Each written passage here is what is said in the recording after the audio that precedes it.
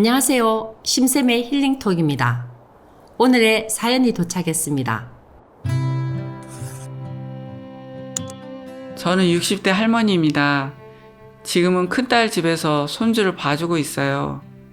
남편과 직장에서 만나 연애 결혼을 했지만 신혼 때 말고는 별로 행복하지 않았어요. 남편은 저를 무시했고 어느 날부터는 막말도 하기 시작했어요. 밖에서는 성실하고 사람 좋고 건전한 사람입니다.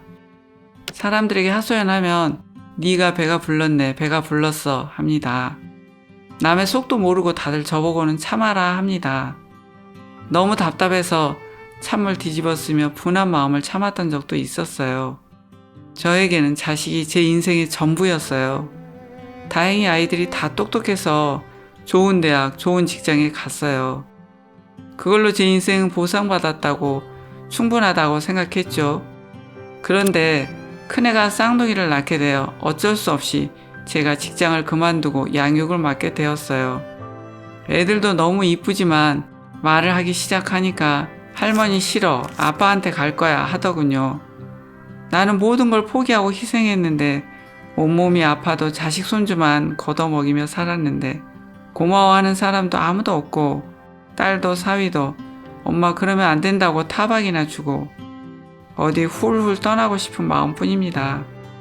돌아가신 친정엄마 생각만 나고 눈물밖에 안 납니다. 팔자니 참고 살자, 이렇게 사는 것만으로도 얼마나 고맙나. 보기 겨워서 하는 말이지 내가 미친년이지 마음을 돌려 먹어보긴 해요. 그런데 아침에 눈 뜨고 일상이 시작되면 다시 똑같습니다. 어디로 떠나가 버릴까 싶고 왜 이러고 사는지도 모르겠고 더 늙어서 짐덩이가 되어 눈치 보고 사는 것도 너무 싫어요.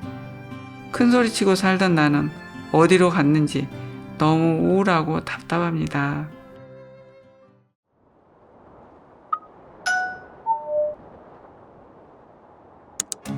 사연을 잘 들었습니다. 사연을 듣는데 우울하고 답답하셨던 심정이 너무 공감이 되었어요. 마음이 많이 아팠습니다. 우울증은 세상이 내 뜻대로 되지 않을 때 생기는 것입니다.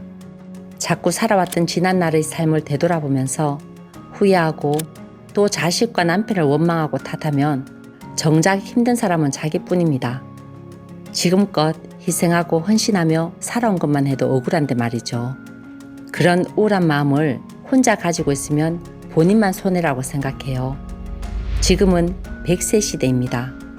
앞으로 살아갈 날이 20, 30년이나 더 남았습니다. 그러니 희망을 가지셨으면 좋겠어요.